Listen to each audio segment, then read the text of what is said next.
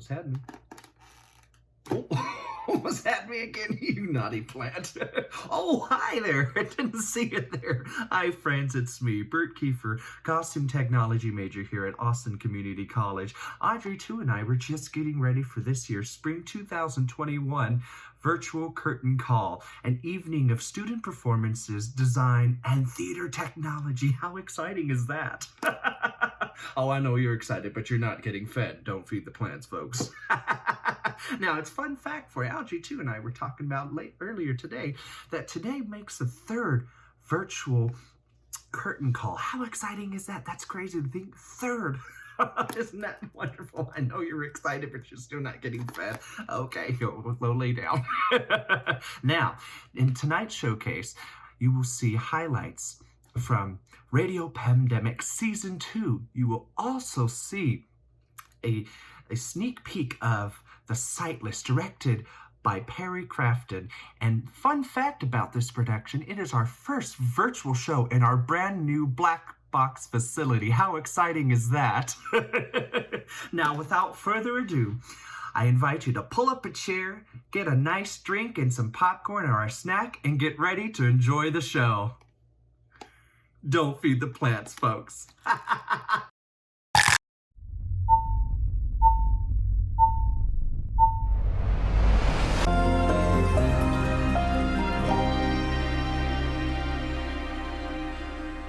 A peacock, puffed up with vanity, met a crane one day, and to impress him, spread his gorgeous tail into the sun.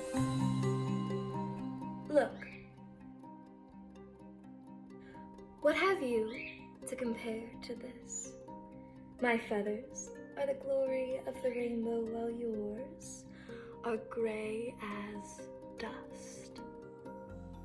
The crane spread his broad wings and flew up towards the sun. Follow me if you can. But the peacock stood where he was among the birds of the barnyard, while the crane soared in freedom far up into the blue sky.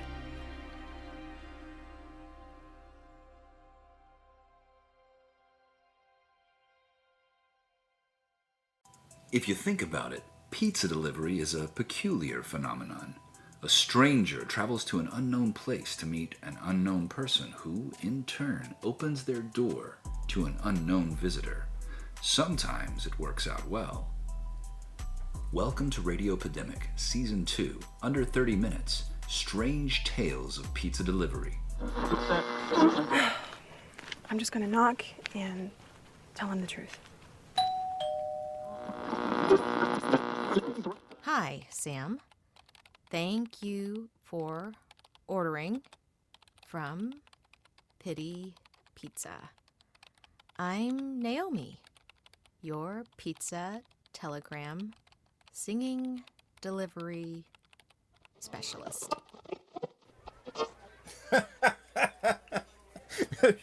You told her to put it into special instructions. That's a good one, Andre. I'm on to you, Sylvester. You are? Information overload. Smart this, data that. And heavens, it's a miracle you young people can remember anything these days. Would you look at that spread? Your grandfather would be so proud. This is taking forever. Pizza's here! Didn't you hear the bell? Everett? Dude! I know you're not doing what I think you're doing. But I am. Are you crazy? A little bit, yeah. No, I am not guiding you through there. You'll die.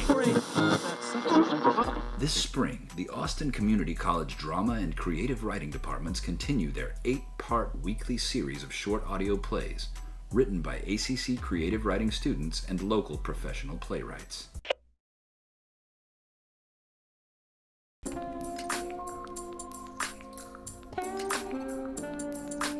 The Introduction to Sewing and Construction course is designed to provide students with the fundamental sewing and construction techniques needed to pursue careers in the costume and fashion construction industries. In this course, Students are introduced to traditional hand sewing and machine sewing techniques, basic vocabulary and terminology, and construction techniques, all with the intent to assemble a completed garment at the end of the semester.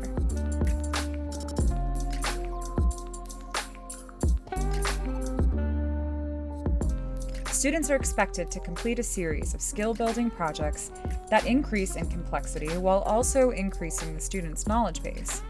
As the term progresses, students build objects and items such as a pillow and a backpack, culminating in the final project, a skirt.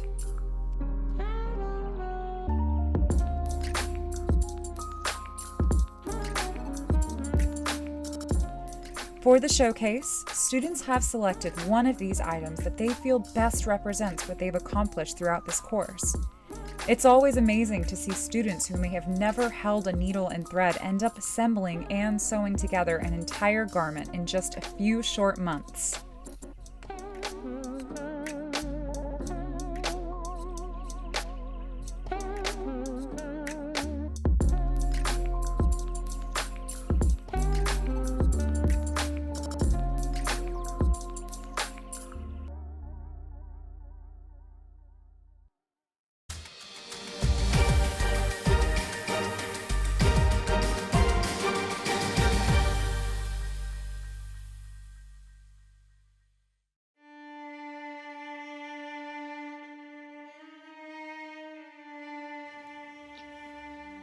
I've been getting very little to eat because the dogs of the village are so wide awake and watchful.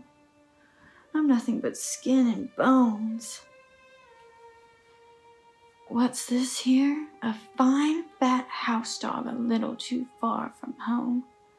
I would gladly eat him here and now, but he looks strong enough to leave his marks if I should try it. Well, hello there, stranger. Don't you have a fine coat and a full belly? Well, you could be as well fed as I am if you want to.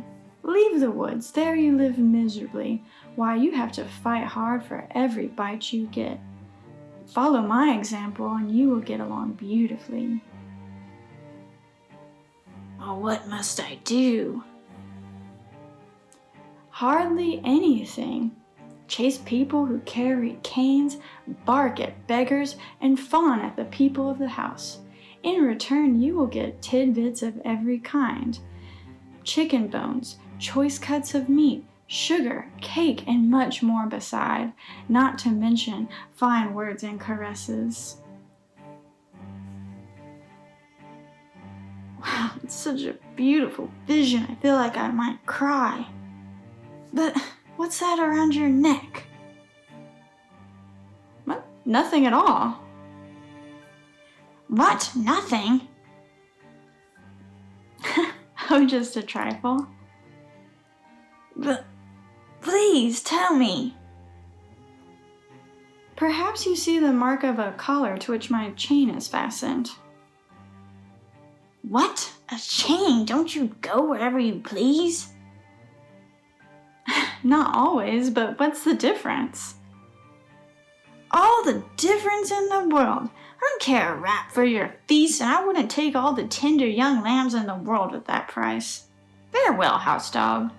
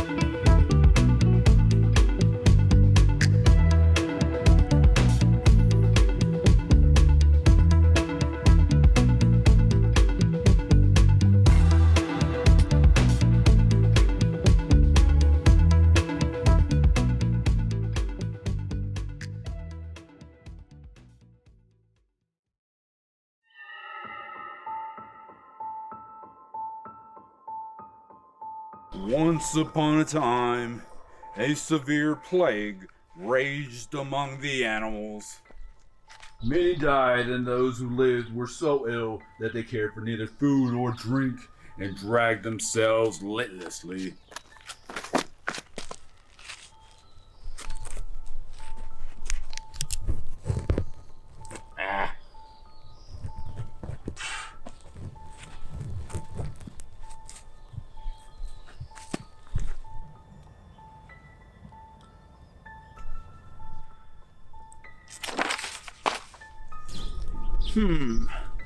Dear friends, I believe the gods have sent a plague upon us to punish us for our sins.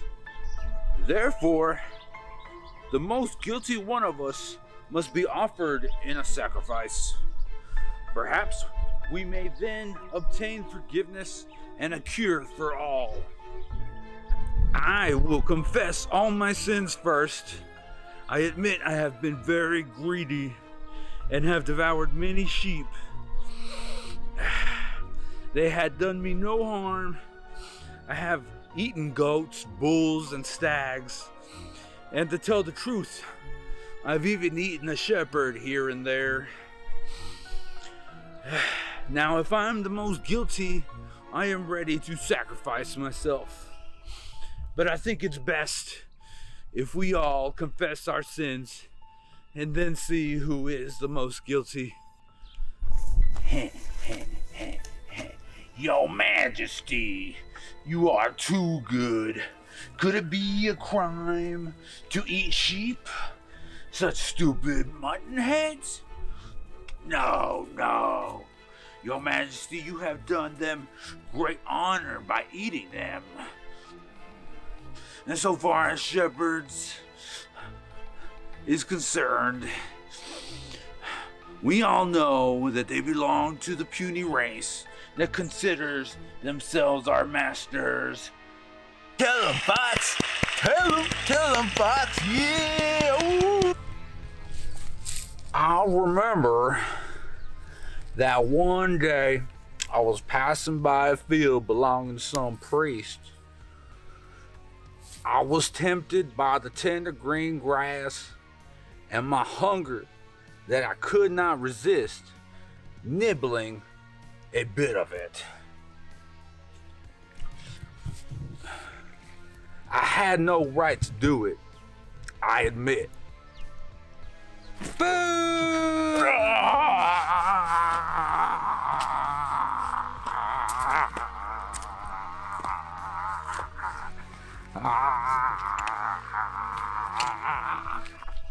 The weak are made to suffer for the misdeeds of the powerful.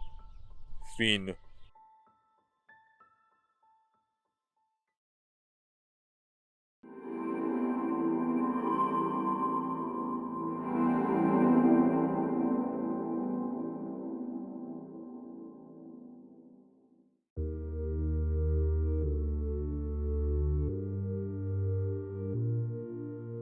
The Costume Technology course is designed to provide instruction regarding the fundamental principles and techniques of costume design and construction for the stage.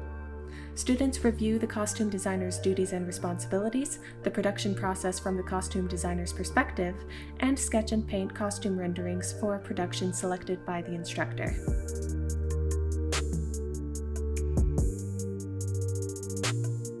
As a design-based course, students are familiarized with the basic principles of design, color theory, and color mixing. In addition, a substantial portion of the term is spent understanding the fundamental principles of figure drawing as well as various watercoloring techniques.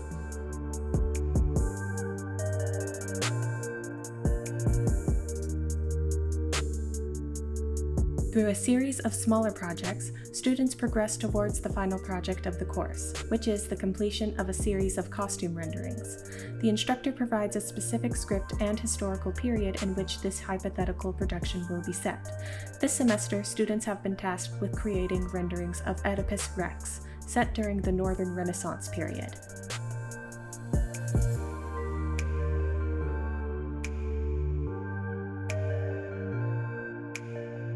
Students are allowed to choose whether to take a traditional or stylized approach to their design, provided that they can justify their creative choices with an understanding for both character and plot development.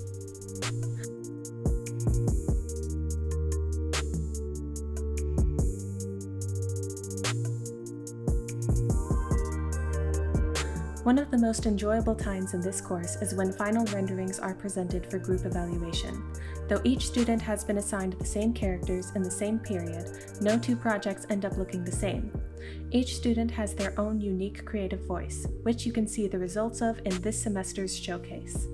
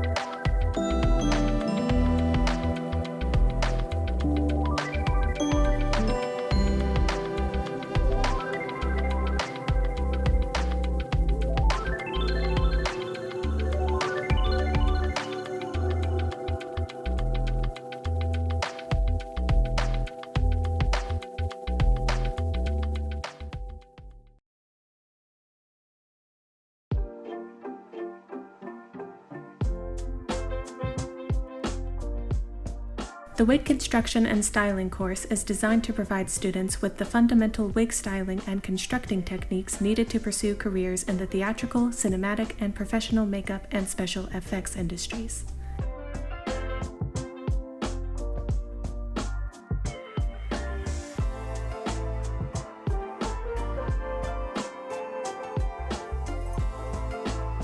In this course, students are familiarized with the tools and techniques necessary to add volume and structure to a wig, while also learning the terminology for the various parts of a wig.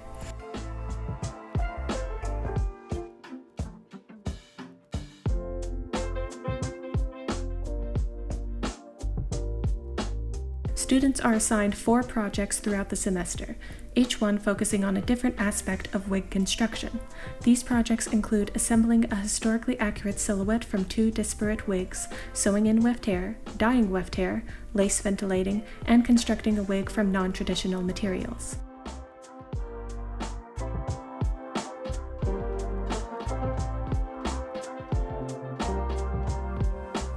For the showcase, each student in this course has selected which of these 4 projects they feel best represents their hard work and the skill set they've acquired throughout the term. Though it's not easy work, these students have demonstrated a strong passion to learn and create, and they've produced some truly outstanding wigs.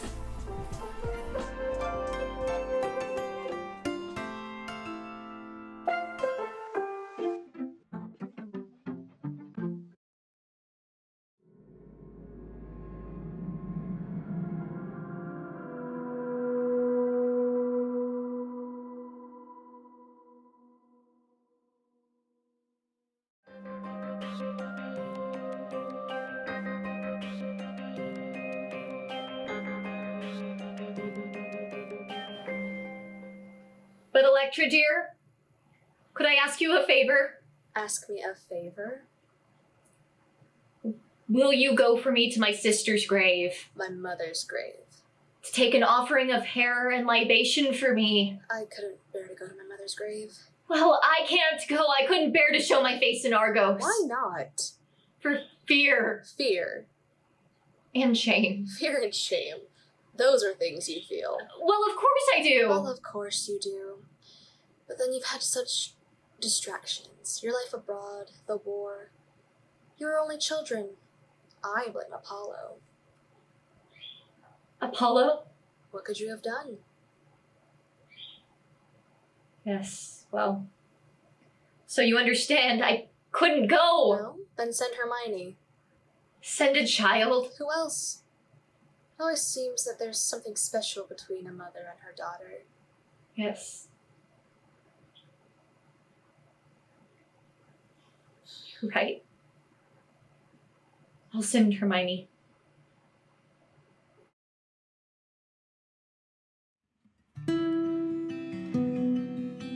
So we're going to discuss in no great details, but this is the kind that I want after you listen to my lecture. Write something. What do you think about the Greek, the Roman, and the medieval theater?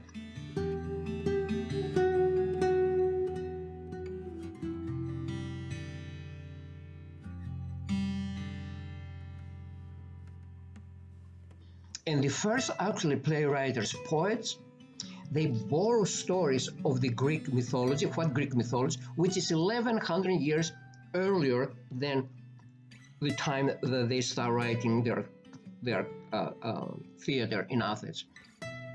So the playwrights borrow stories from the Greek mythology, and the Greek mythology of 1100 years earlier, it is the Trojan War.